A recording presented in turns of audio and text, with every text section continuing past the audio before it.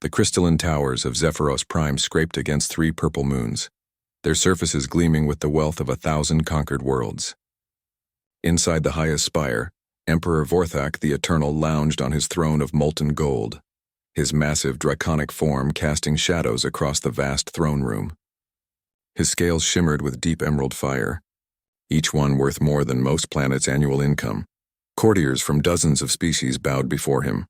Tall, elegant Etherians with their flowing robes, mechanical nexus beings clicking and whirring, and countless others who had bent the knee to draconic might.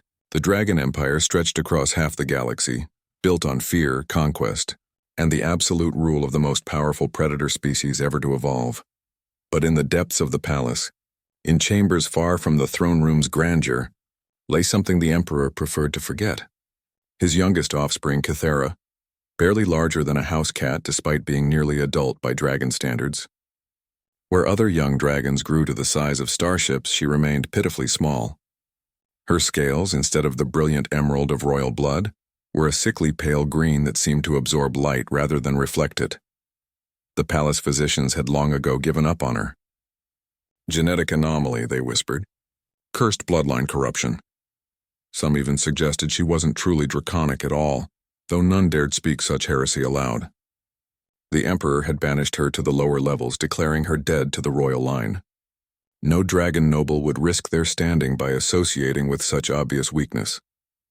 Kythera spent her days curled in corners of forgotten storage rooms, growing weaker as some unknown illness ravaged her small frame.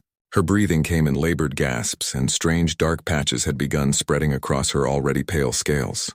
The few servants who still remembered her existence gave her a wide berth, fearing contamination or worse, the Emperor's wrath if he discovered they had shown mercy to his disgrace.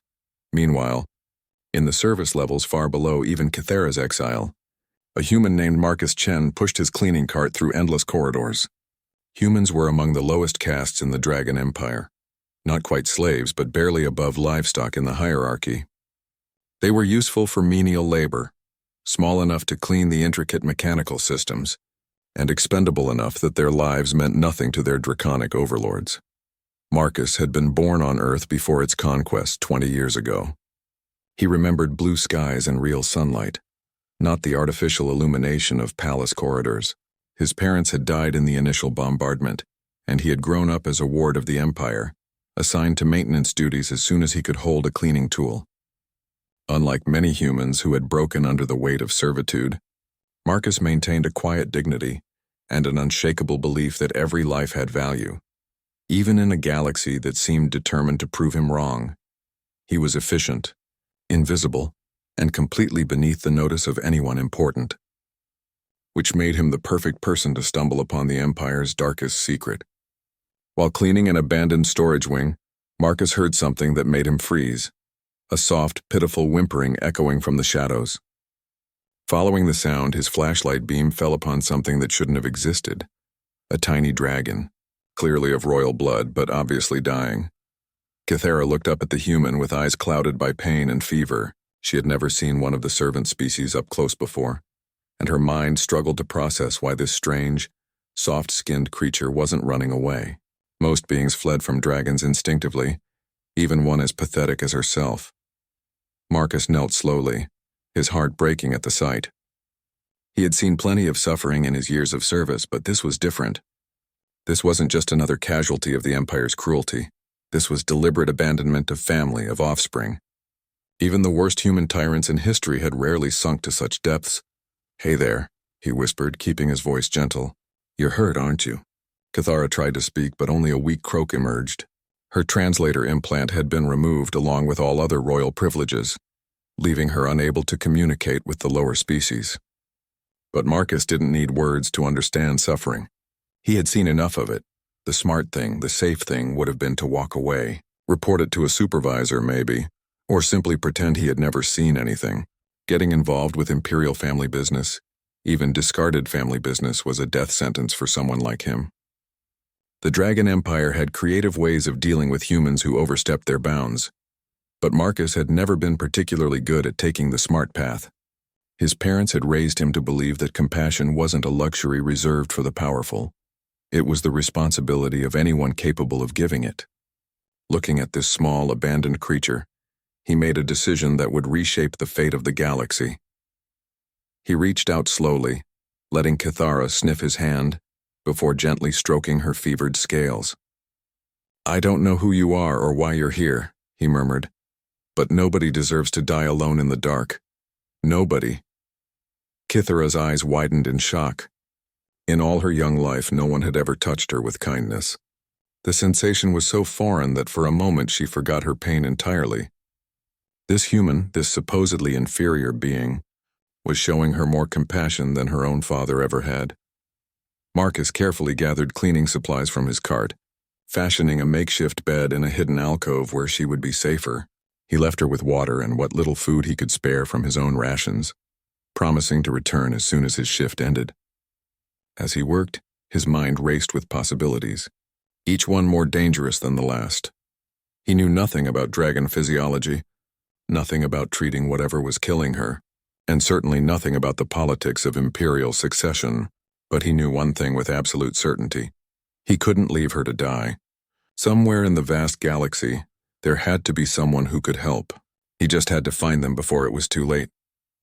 Marcus spent 3 sleepless days caring for Kithara in secret, sneaking medical supplies from maintenance kits and researching everything he could access about dragon biology through the palace's lower-level data terminals. What he discovered filled him with both hope and terror. The young dragon wasn't just sick. She was suffering from something called scale rot, a genetic condition that affected 1 in 10 million dragons. It was completely treatable, but required expensive medicines that were normally reserved for the highest nobility. The irony wasn't lost on him. The Emperor's own daughter was dying from a condition that could be cured with a simple injection series, but pride and politics had sentenced her to death instead. The imperial physicians certainly knew what was wrong with her.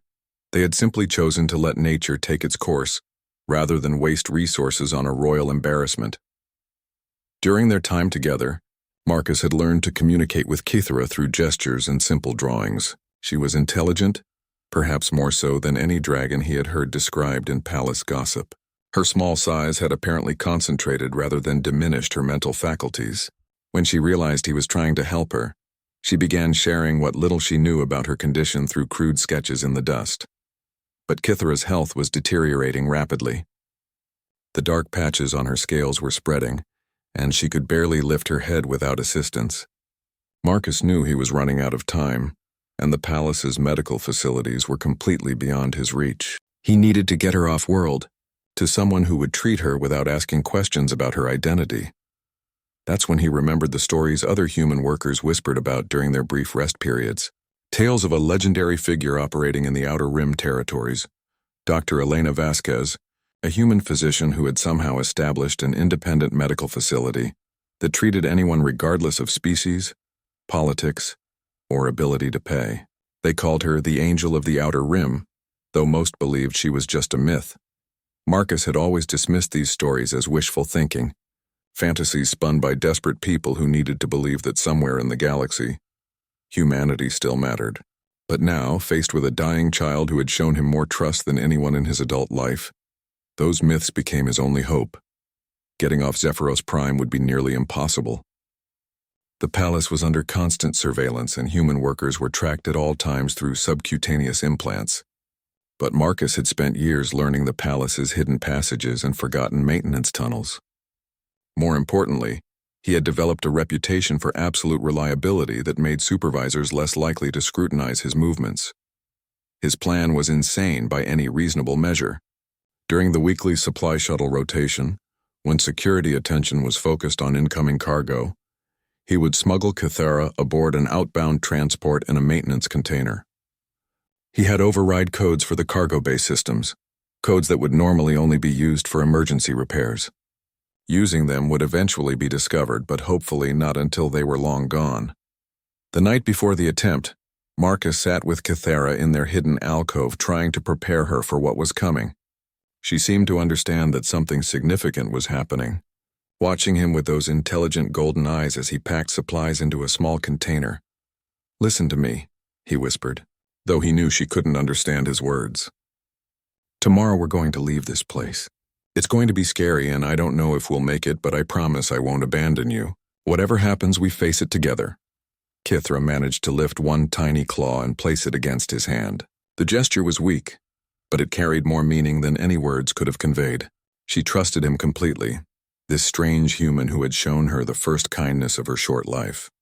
The next morning, Marcus went about his regular duties with studied normalcy, even as his heart hammered against his ribs. He had never broken a significant rule in his 20 years of service, never given his supervisors reason to doubt his loyalty. That reputation was about to become his greatest weapon. When the supply shuttle arrived, Marcus was ready. He had modified a large cleaning supply container, adding air holes and padding while maintaining its external appearance. Kithara was so weak that she barely stirred when he carefully placed her inside, along with water and the last of his hoarded medical supplies. The cargo bay was a maze of containers and automated loading equipment. Marcus moved through it with practiced efficiency, his cleaning cart providing perfect cover as he maneuvered the modified container into position among shipments bound for the outer rim. His hands shook as he activated the cargo manifest override, adding a false entry that would route the container to a mining station in the Kepler sector. Everything depended on timing now. The shuttle would depart in 30 minutes and cargo inspection wouldn't begin until they were already in hyperspace. By the time anyone discovered the unauthorized shipment, they would be light years away from the Dragon Empire's core territories. But as Marcus prepared to leave the cargo bay, he heard the worst possible sound. Approaching footsteps and the distinctive click-whir of a Nexus security droid. A spot inspection, probably routine, but one that would destroy everything if they discovered Kithara. Marcus forced himself to continue his cleaning routine, even as cold sweat ran down his spine. The Nexus unit's optical sensors swept across the cargo bay, recording everything for later analysis. If it detected any biological signatures in the sealed containers, the game would be over before it began. Human Worker Designation 7745 Chen. The droid's synthetic voice echoed through the bay. Explain your presence in this restricted area. Marcus looked up with carefully practiced confusion. Cleaning rotation, sir. Spill in Corridor 7 required additional supplies. He gestured toward his cart, which did indeed contain the materials needed for such a cleanup. The droid's sensors focused on him for several long seconds. Cross-referencing his story with maintenance schedules and duty rosters, Marcus held his breath, knowing that any deviation from normal behavior patterns would trigger a full investigation. Proceed with duties, the droid finally announced. Cargo bay will be sealed in 23 minutes. As the security unit moved on, Marcus felt his knees nearly give out with relief. He finished his fake cleaning routine and left the cargo bay, walking steadily despite every instinct screaming at him to run. Behind him, hidden among tons of legitimate cargo, the smallest member of the Imperial family began a journey that would either save her life or doom them both. The hyperspace journey to the Kepler sector took 18 hours, during which Marcus barely slept or ate. He had no way of knowing if Kithara was still alive in her container, no way to help her if something went wrong during transit. All he could do was maintain his normal routine and hope that his carefully laid plans would hold together long enough for them to reach safety. The mining station at Kepler 7 was exactly what Marcus had hoped for. A grimy, chaotic outpost where questions weren't asked and records were often lost or corrupted. It served as a way station for prospectors, smugglers, and other individuals who preferred to keep their business private. More importantly, it was far enough from the Dragon Empire's core territories that Imperial authority was more suggestion than law. When the cargo shuttle docked, Marcus was there as part of the legitimate unloading crew. His supervisor had assigned him to the detail without question. After all, 7745 Chen was reliable, experienced, and had never given anyone reason for suspicion. As containers were moved to the station's warehouse, Marcus carefully tracked the one containing Kithara, waiting for the right moment to act. The opportunity came during the shift change. When the warehouse was briefly unmonitored, Marcus slipped away from his crew and found the container, his hands shaking as he opened the seals. Inside, Kithara lay motionless, and for a terrifying moment he thought she was dead. Then he saw the faint rise and fall of her chest and nearly wept with relief. She was unconscious but alive, though clearly worse than when they had started. The stress of the journey had accelerated her condition, and the dark patches on her scales had spread further. Marcus knew he had only hours, maybe less, before the scale rot reached a point where even the legendary Dr. Vasquez couldn't help.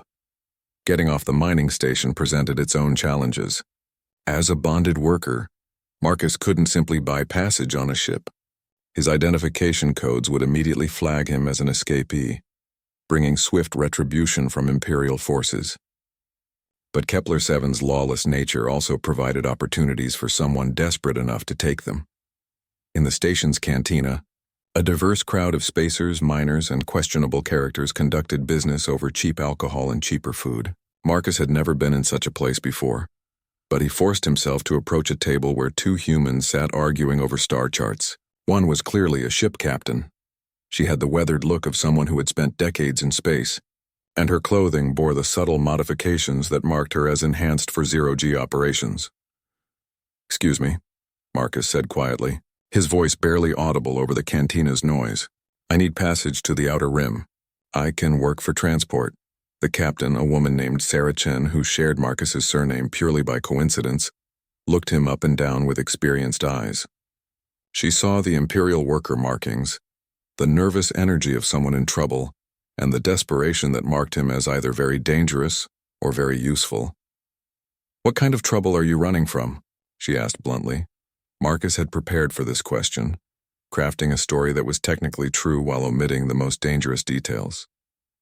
"I found something that doesn't belong to me, but it's going to die if I don't get it medical help. The kind of help you can only find in the Outer Rim." Sarah's partner, a grizzled ex-military man named Torres, snorted with amusement. "Kid, that's the oldest smuggling story in the book. What are you really carrying? Drugs, weapons, stolen data cores?" "A sick child," Marcus replied simply. The honesty in his voice made both spacers pause. They had heard every lie in the book from people seeking passage, but something about this young man's desperation rang true. Sarah made a decision that surprised even herself. "Show me," she demanded.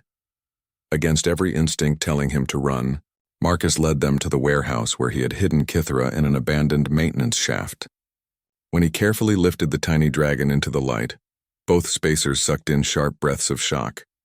Even in the Outer Rim, Imperial dragons were legendary creatures, and seeing one this small and sick was deeply unsettling. "Holy void," Torres whispered. "Is that what I think it is?" "She's dying," Marcus said, cradling Kithra's limp form. "She needs treatment that only exists beyond Imperial space. I know it sounds crazy, but there are stories about a human doctor who helps anyone, no matter who they are." Sarah stared at the small dragon for a long moment, her mind racing through the implications. Harboring a member of the Imperial family, even a discarded one, was treason of the highest order. The Empire would hunt them to the ends of the galaxy if this was discovered. But she also saw something else. The way the young man held the dragon, the obvious care he had taken to keep her comfortable, the complete absence of any self-interest in his actions. "Dr. Elena Vasquez," she said finally. "You're talking about the Angel of the Outer Rim." Marcus nodded eagerly. "You know her? You know where to find her?" "I know the stories," Sarah replied carefully. "Most people think she's a myth. A legend desperate people tell themselves to feel better about how screwed up the galaxy is." "But you don't think she's a myth?" Marcus pressed, reading something in the captain's expression. Sarah exchanged a look with Torres, some silent communication passing between them. They had been partners for 15 years, and he trusted her judgment even when she made decisions that defied common sense. 3 years ago, my ship was attacked by pirates near the Vale Nebula," Sarah said slowly. "Torres took a plasma burst to the chest that should have killed him. We were 3 weeks from the nearest Imperial medical facility, and I was preparing to space his body when we picked up a signal, a small medical ship offering assistance." Torres lifted his shirt, revealing a complex network of scars across his torso. "Best field surgery I've ever seen. The doc saved my life and refused any payment. Just asked me to pass along her coordinates to anyone who might need help." "You have her location?" Marcus could barely believe what he was hearing. "I have coordinates for a place she was 3 years ago," Sarah corrected. "No guarantee she's still there. The Outer Rim is dangerous territory, and do-gooders don't usually last long." Marcus looked down at Kithra, whose breathing had become even more labored during their conversation. The dark patches on her scales were now covering nearly half her body, and her pulse felt weak and irregular against his fingers. It's her only chance, he said simply. Sarah made another decision that would have shocked her younger self. Torres prepped the ship for immediate departure.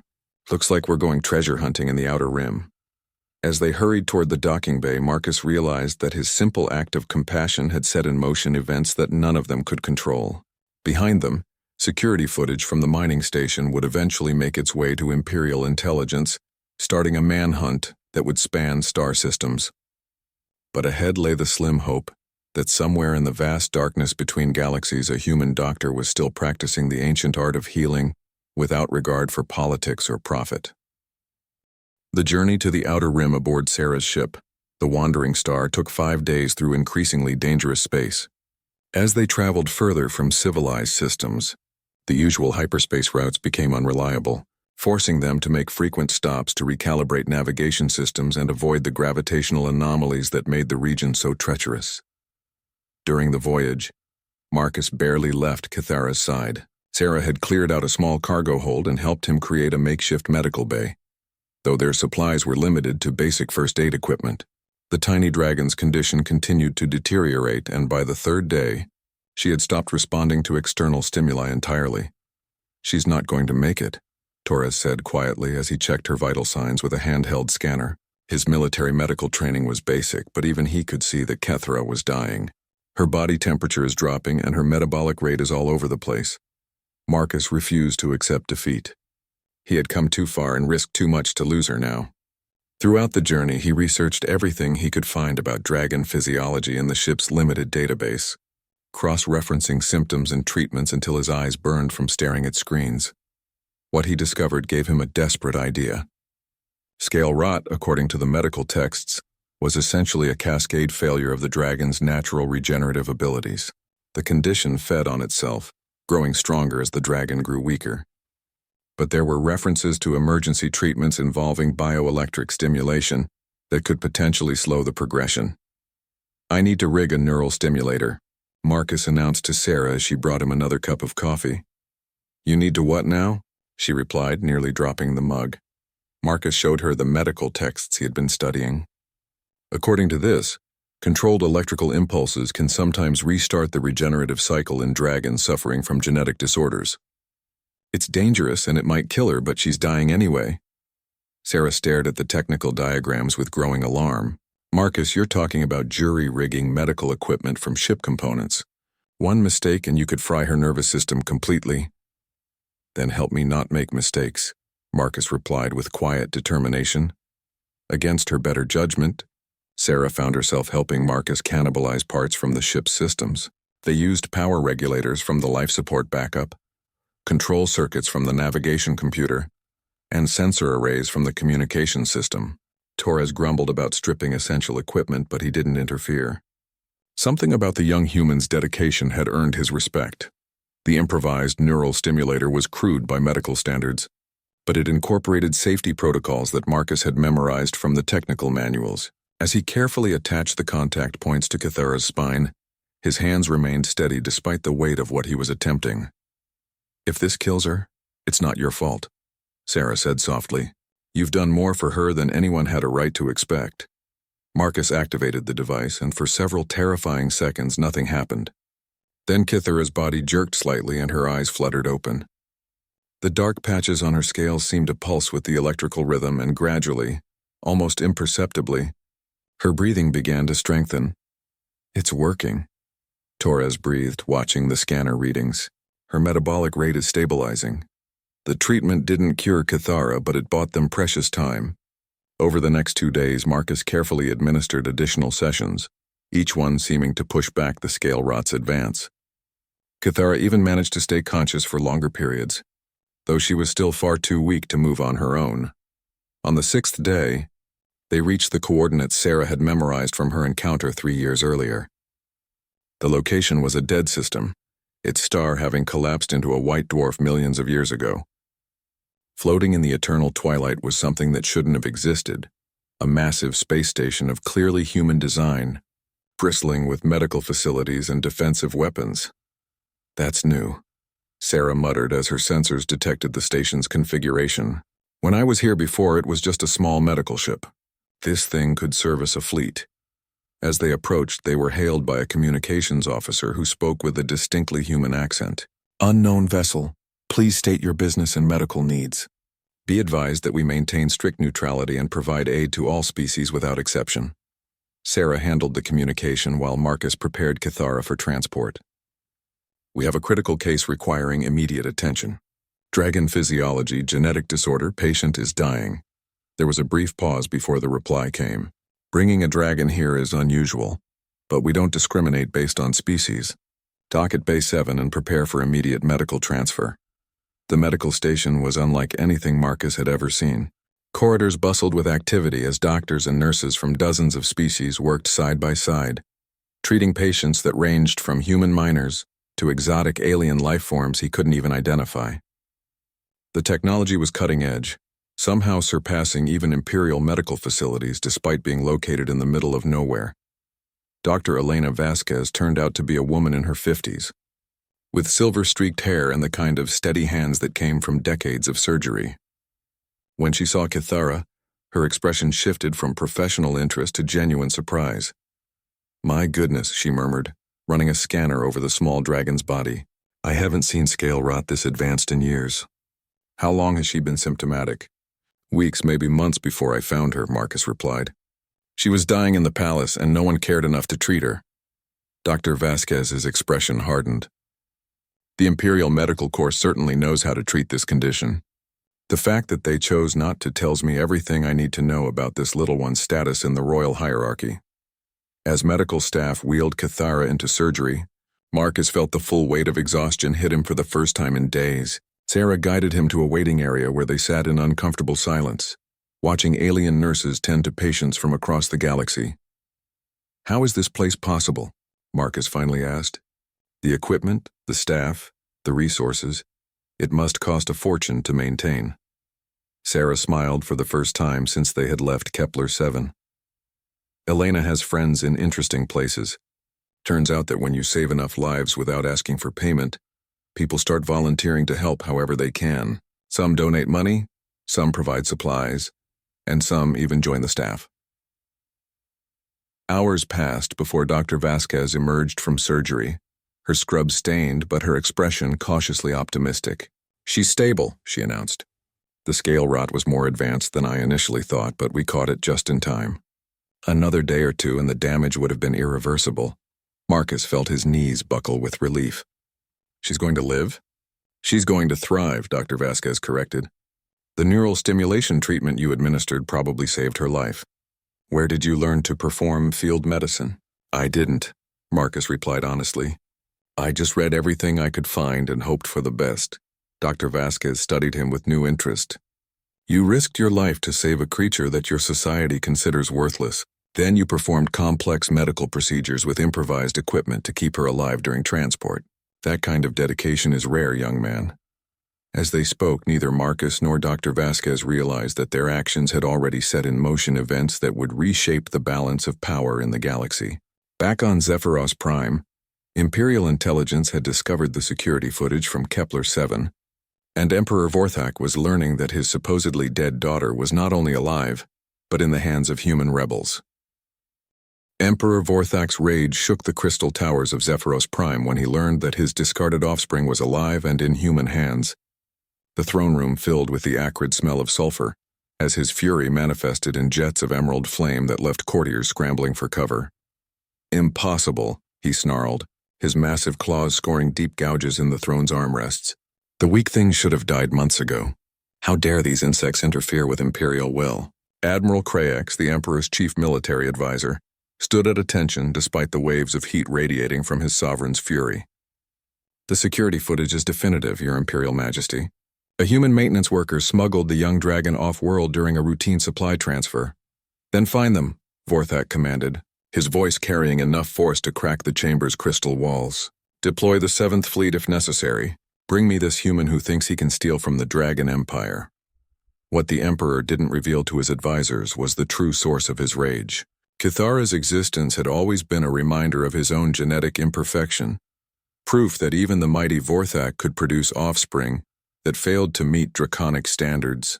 Her death would have erased that embarrassment forever, but now she was alive. being cared for by the very species he had conquered and enslaved. Meanwhile, in the medical station's recovery ward, Kythera was experiencing consciousness properly for the first time in months.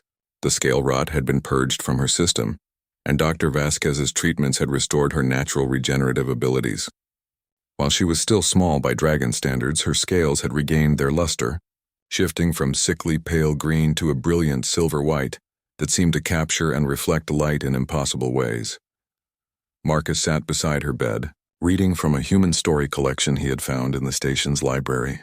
Though Kythera couldn't understand the words, she was fascinated by the rhythm and emotion in his voice.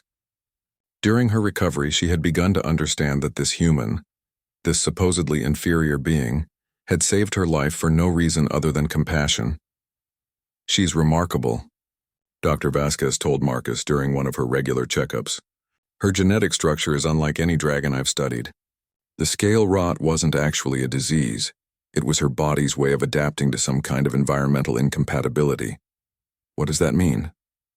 Marcus asked, stroking Kythera's head as she dozed. "It means she's evolved beyond standard dragon physiology," the doctor explained. "Her small size, her unique scale coloration, even her enhanced intelligence, they're all adaptations. She's what dragons might become if they weren't locked into their current evolutionary pattern." Before Marcus could ask more questions, alarms began blaring throughout the station. Sarah burst into the recovery room, her face grim with urgent news. "We've got company," she announced. "Long-range sensors are picking up Imperial signatures. Looks like a full battle group, and they're heading straight for us." Dr. Vasquez activated the room's communication system, her voice carrying across the entire station. "All hands, this is not a drill. Imperial forces are approaching with hostile intent. Begin emergency evacuation procedures immediately." The medical station transformed into a hive of controlled chaos as staff began moving critical patients to escape ships. But Marcus realized with growing horror that they would never evacuate everyone in time. The station housed hundreds of patients, many too sick to be moved safely. "You have to go," Dr. Vasquez told Marcus firmly. "Take Kythera and get as far from here as possible." This is exactly what she was trying to escape. But as they prepared to leave, Kythera did something unexpected. She struggled to her feet, her silver scales beginning to glow with an inner light that none of them had seen before. Her eyes, now fully alert and intelligent, fixed on Marcus with unmistakable determination. For the first time since he had found her, Kythera spoke. Her voice was small but clear, carrying a tone of absolute authority that reminded everyone present of her royal heritage. "No running," she said in perfect, unaccented standard. "No hiding. Time to stand." Marcus stared at her in shock. "You can speak." "Could always speak," Kythera replied, her small form radiating confidence that seemed impossible for something so young. "Just needed reason to try." Dr. Vasquez's scanner readings went haywire as energy levels around Kythera spiked beyond measurement. The tiny dragon was drawing power from somewhere, her scales now blazing with silver fire that cast dancing shadows across the walls. "What's happening to her?" Sarah demanded. "I don't know," Dr. Vasquez admitted, backing away from the readings. "Her bioenergy output is off the charts. This shouldn't be possible for any dragon, let alone one her size." Kythera turned to face them all, and in that moment, Marcus saw something that took his breath away. Despite her small stature, despite her youth, Kythera carried herself with the unmistakable presence of true royalty. Not the manufactured authority of her father's tyranny, but the genuine leadership that inspired others to follow willingly. "Human Marcus saved my life," she announced, her voice carrying surprising strength. "Now I save his. Save everyone's." Through the station's viewports, they could see the Imperial fleet dropping out of hyperspace. Dozens of massive warships bristling with enough firepower to obliterate the medical station in seconds. At their head flew Emperor Vorthak's personal dreadnought, its hull gleaming with the same emerald fire as its master's scales. But as the Imperial ships moved into attack formation, something extraordinary happened. Kythera's silver fire began to spread, flowing through the station's corridors like liquid light. Wherever it touched, the station's systems began to change, adapting and evolving beyond their original specifications. The medical equipment became more efficient, the defensive shields strengthened exponentially, and the communication arrays suddenly gained the power to broadcast across multiple star systems simultaneously. Most remarkably, Every person the Silverfire touched, human, alien, and otherwise, felt their own natural abilities enhanced and amplified. Marcus felt the change wash over him, his mind suddenly able to process information at incredible speed, while his reflexes sharpened to superhuman levels. He understood instinctively that Cathara wasn't just healing from her ordeal. She was awakening to powers that her father and his empire had never imagined possible. Impossible, Dr. Vasquez whispered, her scanner now reading energy signatures that exceeded Imperial dreadnought reactors. She's not just evolved, she's evolving everything around her. As the Imperial fleet prepared to open fire, Cathara spread her small wings and rose into the air, her silver fire now blazing bright enough to be seen through the station's hull. Her voice, when she spoke again, carried across space itself, reaching every ship in the attacking fleet. "Father," she said, the single word carrying more power than a dozen Imperial decrees. "We need to talk." Emperor Vorthak's shock at hearing his supposedly dead daughter's voice transmitted across space was exceeded only by his rage at her insolence. No dragon, regardless of bloodline, had ever spoken to him with such casual authority. The very idea that his weakest offspring would dare address him as an equal sent waves of fury through the Imperial fleet. "Cathara," he responded through the fleet's communication array, his voice dripping with contempt. "Still alive despite your obvious weakness. How disappointing." "Not weak," Cathara replied calmly, her silver fire now visible as a brilliant star against the darkness of space. "Different. Better." From the bridge of his dreadnought, Vorthak could see the energy readings coming from the medical station. What he observed defied everything he knew about dragon physiology. His youngest daughter, who had been barely larger than a house pet when last he saw her, was now generating more raw power than his entire battle group combined. "Impossible readings," Admiral Kraex muttered, checking and rechecking the sensor data. No single dragon could produce energy signatures like this. But Vorthak was beginning to understand something that filled him with a terror he had never experienced before. Cathara wasn't just manifesting power, she was creating it, drawing energy from some source that existed beyond normal physics. The silver fire surrounding her wasn't just biological energy, it was something far more fundamental. "You were supposed to die quietly," Vorthak snarled into the communication array. "Instead, you align yourself with the inferior species that serve us. You disgrace the Imperial bloodline." "I align myself with compassion," Cathara responded, her voice carrying across multiple star systems now, "something you never understood." Throughout the galaxy, beings who had lived under the Dragon Empire's oppression heard her words. On slave worlds and mining colonies in the depths of Imperial prisons, oppressed peoples looked up at the stars and felt something they hadn't experienced in generations: hope. Marcus watched in awe as Cathara's power continued to grow, her silver fire now extending beyond the station to touch the minds of every being within light years. But what amazed him most was how she used that power. Instead of lashing out at her father's fleet, she was healing, repairing damage to the station's systems, strengthening the shields that protected the medical patients, and somehow enhancing the capabilities of everyone around her. "She's not trying to destroy them," Dr. Vasquez observed, her scanners detecting energy flows that seemed to defy physical laws. "She's trying to elevate them." "Elevate what?" Sarah asked, staring out at the Imperial fleet that could annihilate them all with a single volley. "Everything," Marcus realized, feeling his own consciousness expanding as Cathara's influence touched his mind. "She's not just evolved, she's evolving everything around her, making it better." Emperor Vorthak felt it too, the strange silver fire attempting to touch his thoughts, offering something that his pride refused to accept. In those brief moments of contact, he saw glimpses of what the galaxy could become under Cathara's influence. Worlds where different species worked together instead of serving draconic masters. Civilizations built on cooperation rather than conquest. A universe where strength came from unity rather than domination. "No," he roared, his emerald fire flaring as he rejected the vision. The Empire was built on dragon supremacy. "I will not watch it corrupted by human sentiment." "Then you will watch it die," Cathara replied sadly, "because that path leads only to destruction." The philosophical argument between father and daughter was interrupted by urgent reports from across the Imperial fleet. Ship after ship reported system malfunctions, but these weren't breakdowns, they were improvements. Weapon systems were refusing to target medical facilities. Navigation computers were plotting courses toward diplomatic solutions. Even the most hardened Imperial officers found themselves questioning orders that would harm innocents. The Silver Fire, Admiral Craix reported with growing panic. It's affecting our crews. They're refusing direct orders, questioning Imperial doctrine. What Vorthak didn't realize was that Kithra's power wasn't forcing change. It was revealing truth.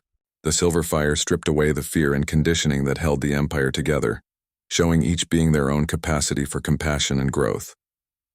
Dragons who had spent centuries believing in their superiority suddenly saw the beauty in other species. Human slaves felt their own worth and potential. Alien subjects recognized their right to freedom and dignity. Throughout the Imperial fleet, a revolution was beginning, not through violence, but through awakening. Marcus felt the change in himself as well. The enhancement to his abilities wasn't just physical or mental, it was spiritual.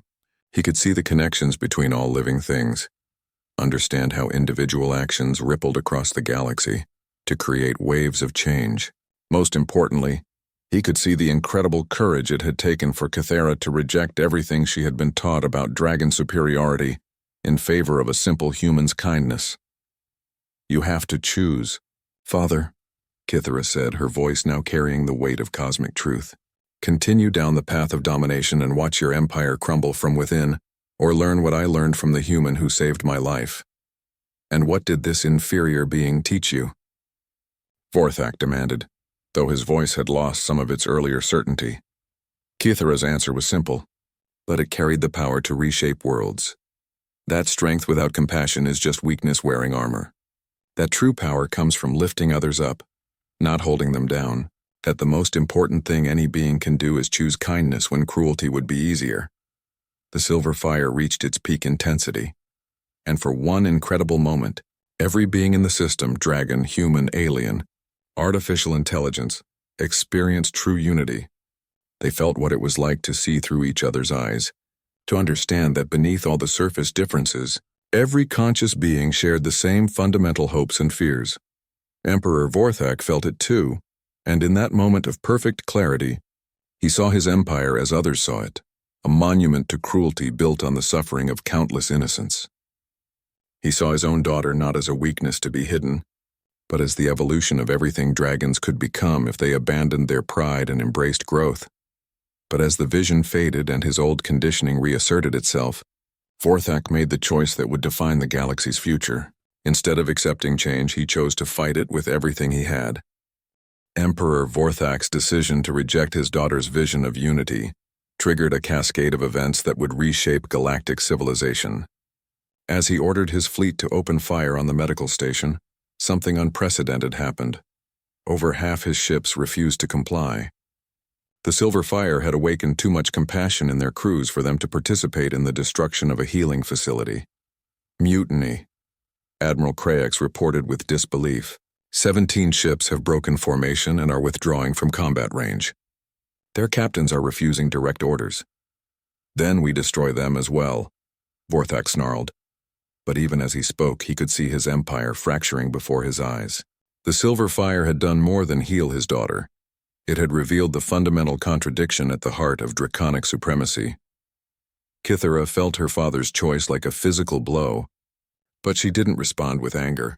Instead, her Silver Fire began to change, becoming not just healing energy but a beacon that called to every oppressed being in the galaxy. On 1,000 worlds, slaves looked up at the stars and felt their bonds beginning to weaken. In the depths of imperial prisons, political prisoners found their cell doors mysteriously malfunctioning. Across space, the message spread. The age of dragon domination was ending. Marcus stood beside Kythera as she hovered in the station's central chamber, her small form blazing with power that dwarfed entire star systems. But what amazed him most was that despite her incredible abilities, she still turned to him for comfort, still trusted the human who had first shown her kindness. "I'm sorry I couldn't save your relationship with your father," Marcus said softly. "You saved something more important," Kythera replied, her voice carrying both sadness and determination. "You saved my faith in what beings can become when they choose love over fear." The battle for the medical station lasted only minutes, but its effects would echo across centuries. The ships loyal to Vorthak opened fire, but their weapons seemed strangely ineffective against the station's enhanced shields. Meanwhile, the mutinous vessels found themselves evolving as well, their technology adapting beyond Imperial specifications to become something entirely new. Dr. Vasquez watched the readings with scientific fascination and growing awe. She's not just enhancing existing technology, she observed. She's creating entirely new forms of energy manipulation. This isn't evolution, it's revolution. As the fighting raged around them, Kythera made a decision that surprised everyone, including herself. Instead of focusing her power on defense, she began to reach out to every being in the system, offering them the same choice she had given her father: evolve or remain trapped in old patterns. What followed was the most remarkable transformation in galactic history. Dragons who accepted Kythera's gift found their aggressive instincts tempered by newfound empathy. Humans discovered abilities they never knew they possessed. Alien species thought to be inferior revealed intelligence and creativity that had been suppressed for generations. Even artificial intelligences began developing genuine emotions and ethical frameworks. The change wasn't forced, it was offered.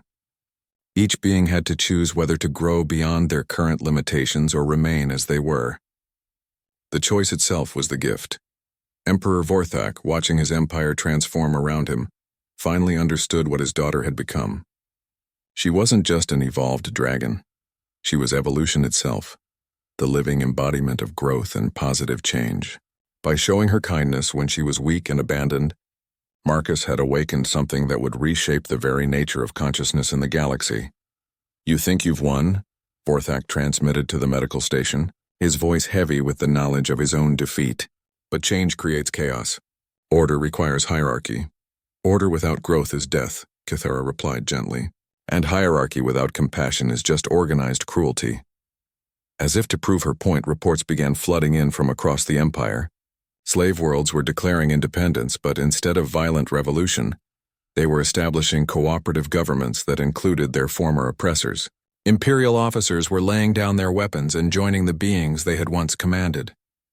Even on Zephyros Prime, the crystal towers were beginning to transform, their oppressive grandeur giving way to structures that welcomed all species. The Dragon Empire wasn't being destroyed, it was being reborn as something unprecedented in galactic history, a truly cooperative civilization. Marcus felt tears streaming down his face as he witnessed the transformation. In all his years of servitude, he had never dared to hope for anything beyond basic survival. Now he was watching the birth of a galaxy where every being's worth would be recognized, where cooperation would replace conquest, where the strong would lift up the weak rather than exploit them. "What happens now?"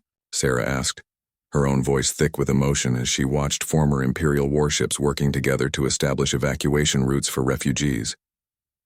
Kythera turned to Marcus, her silver-white scales now permanently aglow with the inner fire of infinite possibility. "Now we build something better. All of us together." In the months that followed, the transformation continued to spread. The medical station became the first embassy of the new Galactic Confederation, with Dr. Vasquez serving as its first director of interspecies cooperation. Marcus found himself appointed as Kythera's ambassador to humanity, helping to establish the principles that would guide the new civilization. Emperor Vorthak, stripped of his empire but not his life, chose exile rather than adaptation. He disappeared into the Outer Rim, taking with him only those dragons who refused to accept change. Some said he was planning a return to power, but most believed he was simply mourning the end of an age. Kythera never called herself Empress, though beings across the galaxy would have gladly acclaimed her as their leader. Instead, she chose the title that Marcus had first shown her through his actions: Healer. She spent her time traveling between worlds, helping species adapt to their new abilities and resolve conflicts through understanding rather than force. Years later, as Marcus stood on the observation deck of New Hope Station, the former medical facility that had become the galaxy's center of learning and healing, he reflected on the chain of events that had started with a simple act of compassion. A dying dragon child abandoned in a storage room had become the catalyst for the greatest transformation in galactic history. "Do you ever regret it?" Kythera asked, joining him at the viewport where they could see ships from 100 worlds working together to build orbital gardens. Regret saving your life? Marcus smiled, watching human children play alongside young dragons and alien cubs in the station's parks. Never. Though I have to admit I didn't expect it to lead to all this. Neither did I, Kythera admitted, her scales shimmering with contentment. I thought I was just a weak dragon waiting to die. You showed me I was something else entirely. Marcus looked at his friend, for that's what she had become despite the vast differences in their origins and abilities. You were always special, Kythera. I just gave you a chance to discover it yourself. As they watched the galaxy transform around them, both understood that their story was really just beginning. There would be challenges ahead, species that resisted change, conflicts that required wisdom to resolve. But for the first time in galactic history, those challenges would be met not with domination, but with cooperation, not with fear, but with hope. The Dragon Empire was dead, but in its place rose something far greater, a civilization built on the radical idea that every being, regardless of species or origin, deserved compassion, respect, and the chance to grow beyond their limitations. It was a revolution that had started with a human cleaner who couldn't walk away from suffering, and a small dragon who learned that true strength came from unity rather than dominance. In the end, that was humanity's greatest gift to the galaxy. Not superior technology or military might, but the simple revolutionary concept that kindness was never a sign of weakness, but the foundation of all genuine strength.